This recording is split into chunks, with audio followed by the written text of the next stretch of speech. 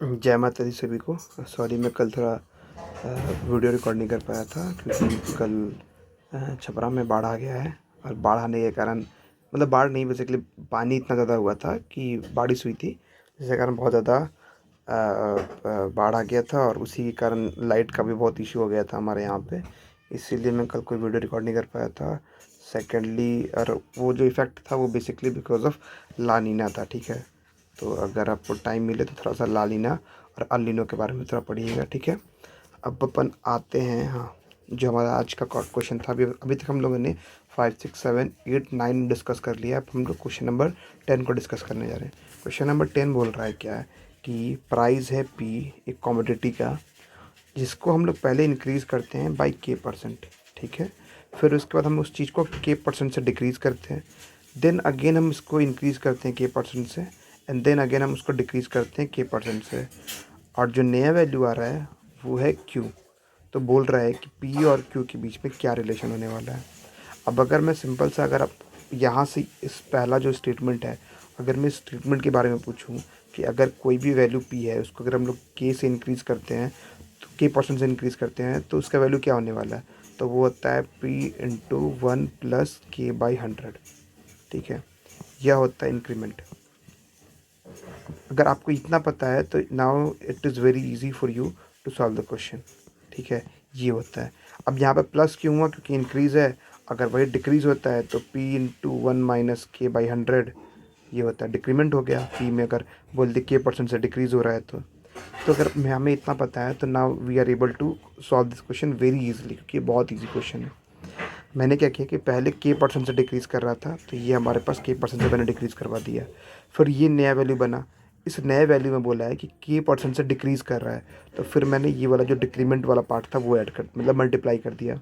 फिर बोला है फिर अगेन k% से इंक्रीज़ किया, तो ये हो गया टोटल वैल्यू। अब ये जो टोटल वैल्यू है वह k% से इंक्रीज़ किया। इसका मतलब है कि मैंने यहाँ पर फिर जो इंक्रीमेंट वाला टर्म था वो मैंने इसमें मल्टीप्लाई कर दिया। फिर हमारे पास ये पूरा का पूरा नया वैल्यू बना। इसमें बोल रहा है कि जो नया वैल्यू है उसमें k% से डिक्रीज़ किया गया, तो जो k% का डिक्रीमेंट था वो मैंने मल्टीप्लाई किया। और ये वैल्यू दिया हुआ है, जो नया वैल्यू आया ये दिया हुआ है q है, q के इक्वल है। तो हमारे पास पहला इक्वेशन ये बन गया।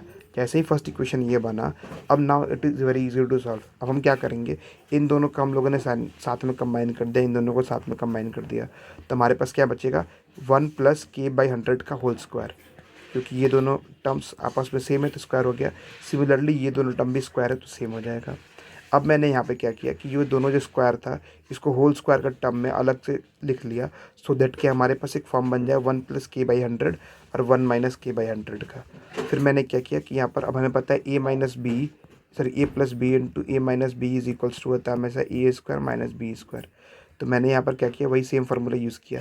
तो ए स्क्वायर मतलब 1 स्क्वायर मतलब 1, और k/100 का स्क्वायर मतलब इट मीन्स k² / 100 स्क्वायर। अब यहाँ पर मैंने क्या किया कि फिर वही एलसीएम ले करके सिंप्लीफाई किया, तो now it becomes 100² minus k² upon 100² होता है यहाँ पे, और 100² का होल स्क्वायर हम अपन करेंगे तो नाउ इट बिकम्स 100⁴। तो ये 100⁴ बन गया। और हमें पता है कि 100 इज इक्वल्स टू होता है 10²। तो अगर 10² और 10 इसको टू द पावर कर देंगे 4, तो इट बिकम्स 10⁸ तो ये 10⁸ हो जाएगा। और जब ये इधर जाएगा तो ये 10⁸। और ये जो था इसको हम लोगों ने लिख लिया 10² का whole square which is equals to 10⁴। So अब हमारे पास जो इक्वेशन बना p इंटू 10⁴ माइनस k² का whole square is equals to 10⁸ into q। और ये जो टर्म है ये हमारा ऑप्शन ए में गिवन है, hence option A Agra is the answer, ठीक है। तो आगरा इसका आंसर हो जाएगा। आई होप आपको ये समझ में आया होगा। स्टिल कहीं पे भी आपको कोई इस प्रॉब्लम में इशू हो रहा होगा, नहीं समझ में आ रहा होगा, कोई फार्मूला में अगर प्रॉब्लम है या फिर मेरी कैलकुलेशन में कुछ इशू आ रहा होगा, तो आप प्लीज़ कमेंट कीजिएगा। आई विल ट्राई कि हाँ मैं और अच्छे तरीके से इसको एक्सप्लेन कर पाऊँ। Thank you.